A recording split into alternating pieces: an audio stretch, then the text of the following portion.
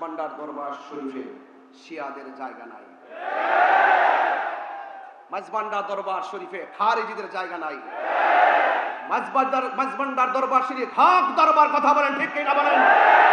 যারা সেই পথ অবলম্বন করবে, শিয়াদের পথ অবলম্বন করবে, খারিজিদের পথ অবলম্বন করে, রাফিজদের পথ অবলম্বন করবে, ইয়াজিদ বাদ তারা প্রমোট করবে, গ্রহণ করবে, এরা কখনো সুন্নি হতে পারে না।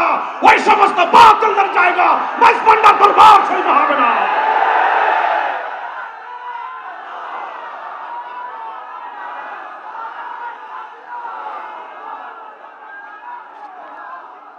আমার ভাইয়েরা, কথা কি পরিষ্কার?